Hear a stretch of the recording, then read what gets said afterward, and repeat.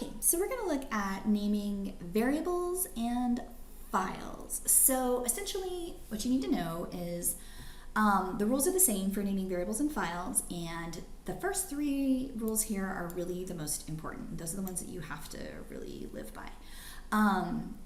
So Matlab by default does this output on the right. I like output below. I'll show you that. So it has to start with a letter. So if I come down here and I try to write some code, and I try to say my first variable equals 5, and I try to run that, it's going to be, you're terrible, you can't do that, blah, blah, blah, blah, blah. It just says invalid expression. It has to start with a letter. If I try to make it start with an underscore, nope, still doesn't work. I can't make it start with a minus sign. I can't make it start with an @ symbol. Nothing's going to work. It has to start with a letter. That totally works. It's absolutely happy as long as it starts with a letter. It can be a capital letter. Oops. Doesn't have to make any sense. It just has to start with a letter. Now, file names also, in theory, have to start with a letter. If I try to save this file as one blah, blah, blah, blah, blah. Oh, well, it's really not going to like it now. But if I try to save this, it's going to say you can save the file anyway. Although it says it's not going to be able to run it, it's going to kind of run it, but it's going to run into problems. So it's kind of like save it at your own risk. So I can be like, I don't care. No program is going to tell me what to do. X equals 5, and it's going to run it. But over here, you're going to see we're going to start getting errors. And essentially, Matlab isn't going to be able to do any kind of analysis. It's not going to be able to tell us what's going on. It's not going to be able to tell us why something's not working. So you're going to really limit yourself with that. So just don't do it. This just makes me mad in general. So no, I don't want to save it. I'm going to delete that file because it's terrible. So it needs to start with a letter. After it starts with a letter, then you can put in all the numbers you want, and it's fine. Okay? But besides that, it can contain numbers, characters, like letters, numbers, not characters, so you can't put like an @ sign in there, @ sign. You can't put an @ sign, you can't put a minus sign, you can't put, really all you can put are letters. Like, it's pretty straightforward. Letters, numbers, and I don't really think there's a limit on the number of letters and numbers and underscores. I mean, that's a variable name, and it's totally valid. And in case you were wondering, that is a different variable than this. You know, so I can add those two together, and that's not going to be confusing at all. So I have this plus this with one less of these, and whoa, and that equals 8, because that's how that works. Isn't that phenomenal? So, and that's really ugly, but it is acceptable, okay? Because it is case sensitive and it is exactly true. And if it's off by one stupid underscore, then it's off by one stupid underscore, and it's a totally different value. Now, if I thought, oopsie, I'm going to do it off by one more underscore, then it's going to be like, what are you talking about? This one has, 1, 2, 3 underscores, but this one has 1, 2, 3, 4 underscores. So clearly that's not the same variable. So again, I don't recommend that you do things like this. You can even end them in underscores. You can really do all kinds of stupid stuff with variables that you want. So it has to start with a letter. It can only contain letters, numbers, and underscores. A big thing is, and the other big rule is that you can't use a reserved keyword. So essentially, if it turns blue when you type it, that's bad. So the only time I could really see this happening is there's a couple of words that maybe you might think of, like end, like end equals 5. Like if I wanted to end when something equals 5, I might say end equals 5. See how end turned blue? And it's super angry, and there's like angry thingies everywhere. Error found, error found. It's like, dear God, whatever you're doing, stop it. Whatever I just did, undo. I'll delete all this stuff. And I try to run it, and it says illegal use of reserved keyword end. It's like, no, you can't do that. Just so you know, end equals 5. It's not going to let that work. Break. Let me see if I can think of them all. Break, end, break, switch, case. Yeah, and it's even trying to edit it because it thinks that I'm doing something that I'm not doing. For, while, continue, and I'm just using them like you might want to use something as a variable. There might be one or two more that I'm thinking of. There are not very many. But basically the idea is if you type it and it turns blue, you can't use it. Let me see, is there any like built-in help for this, or is it just going to be like, you can't do this? Yeah. Oh, end. Yeah, end. For, end, while, switch, case, loop, no, do while, else, if, that also turns blue. Oh, else. How can I remember else and not else if? So yeah, none of that. You can't use anything that turns blue.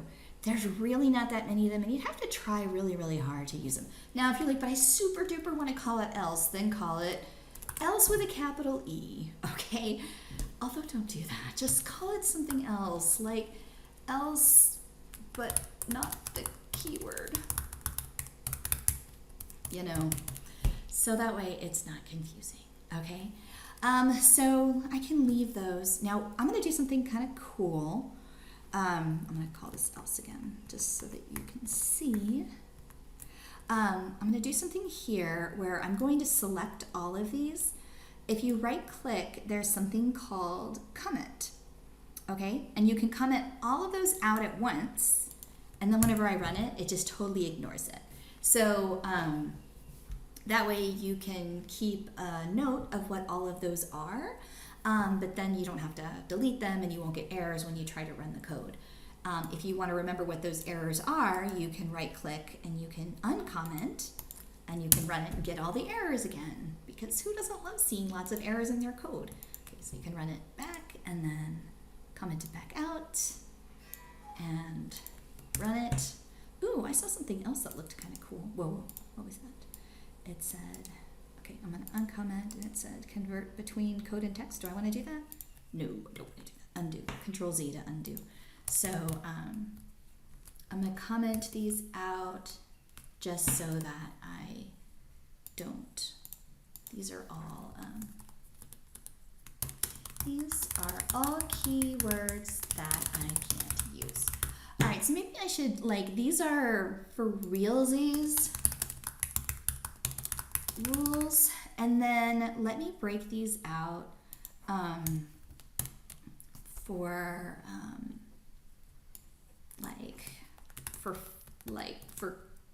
I don't know, politeness rules, for what do you call it, for like you don't wear white after Labor Day kinds of rules. What do you call those things for human decency? I don't know, that's not really what I'm trying to say. That's all I can think of right now. Okay, so for the essence of human decency, let's come up with the rest of these. So it should be really obvious what it's referring to. So I left my last job that was like a real job where I was doing important things for society because there were things like this. And that was wind speed. And that was because long time ago, there used to be rules that variables couldn't be more than like 8 letters long.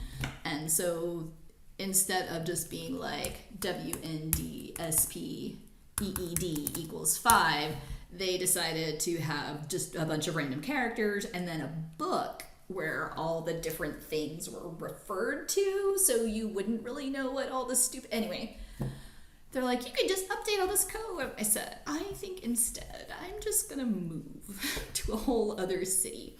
Anyway, so please, when you're making variables, especially when they're gonna matter later, make sure that you name them something. that is obvious what it's referring to. Now, every once in a while, you'll see me type something like blah equals 5, and that's because I'm just kind of typing and I'm trying not to be scary. So there's this whole pedagogical strategy that if I do something like max value and max position, equals max of lens space of, I'll do like rand of, blah, 1 by 10. Oh, and of course I did that wrong. Of course, because mismatched limiters. Your face is a mismatched limiter. Rand? Did I really do that wrong? Probably. Anyway, oh, you're making me do the whole stupid thing. What is that? Is that not rand I? Oh. That's what I meant to do. Too many parentheses. There's another programming language called Lisp that everyone joked around that would stand for lots of silly parentheses. Okay. Anyway, the whole point, what I was trying to make is, so whenever I do this, then it's intimidating to you potentially as a student. So if I'm trying to be less scary, I might call this one called chicken, and I might call this pickle. Not for any reason that it has anything to do with chickens and pickles. It just might make you laugh while you're coding. So, and whenever you're doing your own code, if you don't want to call it max value and max position, don't. And if you want to call it chicken and pickle and you're like, I don't even know what you're doing, that's okay. I wouldn't expect you to. That's fine. Now, what's funny is if you can't spell pickle, don't use the word pickle. Or if you misspell pickle, that's fine. Just misspell pickle every time. That's how that works, as long as you consistently misspell pickle. But then if you try to spell pickle correctly the next time, like this, then it's going to be like, oh, because I didn't CLC clear. Because it still had the old pickle. It's going to be like, what are you talking about? We only have that pickle, not this pickle. So the biggest thing with variables is I'm going to tell you, use variables that you're comfortable with. You're gonna take this out because it's a little scary and weird. Wind speed. Yeah. So use variable names that is obvious what they're referring to. It's case sensitive. So I tend to like to do things where I'll use full words, wind speed. So whenever it's the second word, I capitalize my second word. There's like a descriptor for that, and I always forget what it's called. But and I do that because I type fast, so I might be, velocity of my favorite MLP equals happy infinity. I can't spell, apparently, but that doesn't matter as long as I consistently misspell it. If you don't want to do all of that, just call it velocity equals 5. Or whatever it is that you want to make it be. Use words that you know how to spell. And for example, anything that you can't spell correctly, pick something else. I'm trying to think of a word that people can't spell all the time. Like label, people are like, goat label. And if you can't remember if it's goat label or goat label, then just call it goat. You know what I mean? Like, you don't have to call it goat label. You can just call it goat, and that's fine.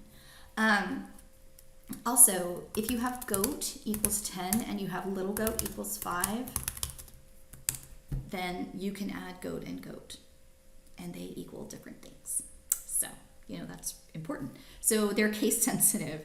I could actually have, I'm going to delete goat and goat here. So here, let me show you this. This is going to be a little weird.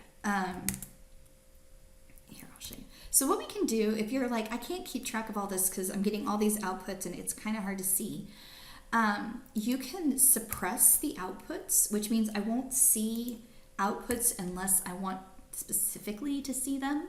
So I can kind of put this little semicolon on them here, and then whenever I run them, I'll only see whatever I specifically take the semicolon off of. See what I'm doing there? So that kind of makes that a little bit easier to see.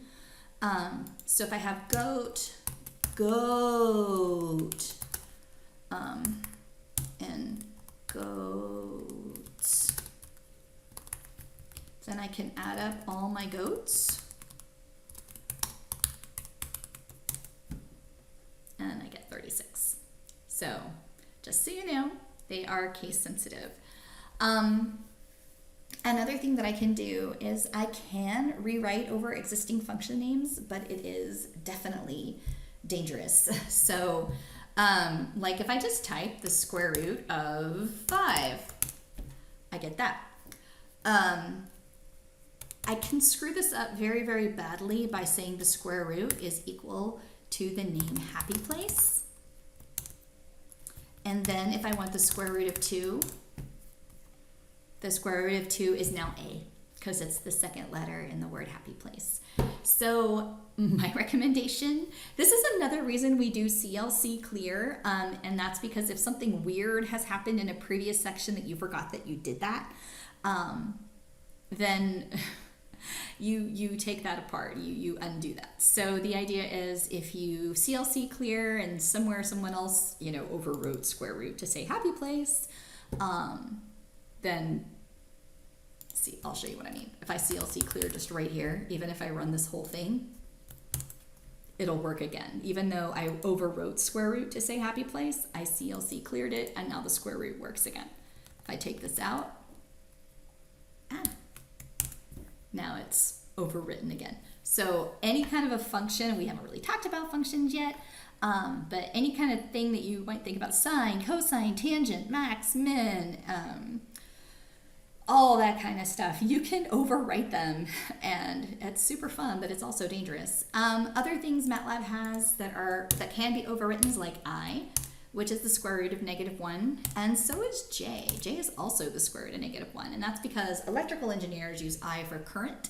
So Matlab recognizes that I guess EEs have a right to exist and stuff, so we'll let them have their silly little J's.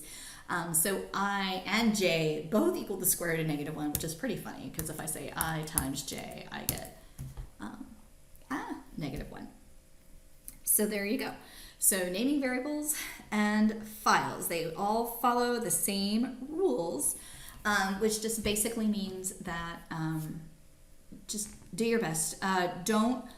Especially with files, don't overwrite existing function names, because if you overwrite a file with an existing function name, it ignores the function called that and it just uses your file. So again, you'll know if you did it because your code will super duper not work, and then you'll remember, oh yeah, she talked about that. So whenever things go wrong, you're going to get very obvious. So like if I accidentally put a capital letter here, you're going to get this error that says unrecognized function or variable. Usually when you get this, it means you spelled something wrong. And by spelling something wrong, I mean it could either be you spelled something wrong or you capitalized something wrong. So I'm like, oh, what did I do wrong? A lot of times, like, see how whenever I click on this word goat, it highlights all the other places that goat appears. And this goat appears here and this goat appears here. But when I click this, that goat doesn't appear anywhere else. I'm like, but that goat is that goat. If you double click it, copy, double click it, paste. Now whenever I click on it, those are both the same goat. So that's kind of cool. You can hover over and that way you know those are the same goats. So that's another really helpful little trick, is just kind of do the click and hover and make sure if you really, really think that you spelled something right. See, again, it said this isn't spelled right, and you can be like, wait a second, I know that that's that. And you're like, okay, but that's got a pattern, but where's this one? This dude doesn't seem to have a match anywhere. It's supposed to be this one. And then, and it's funny because you'll stare at it, and it might even be something stupid like you put an O there instead of or a 0 there instead of an O. And I guess I can tell that that's different. That's an L and that's a 1. Those are really hard to tell the difference. So like that, I might super duper not see the difference between. If I was going to spell like gloat or something. So I spelled gloat the goat. And I'm like, man, those really, I don't understand. I swear those have got to be the same thing, but I hover, those are the same. I hover, those are the same. This is not the same. I don't know why it's mad at me. I'm just going to double click. I'm just going to copy this, copy, paste. That's a 1. Okay, well, it doesn't matter that it's a 1. As long as it's a 1 every single time I use it, that's all I need. So hopefully this helps you get started with the ideas about naming variables and files. These rules up here are you have to do them. These rules down here are just, it will make your life infinitely better. I wouldn't do this in general, but you know, you can. Just, I would make all your variables kind of different, use words that you know how to spell, and you should be in good shape.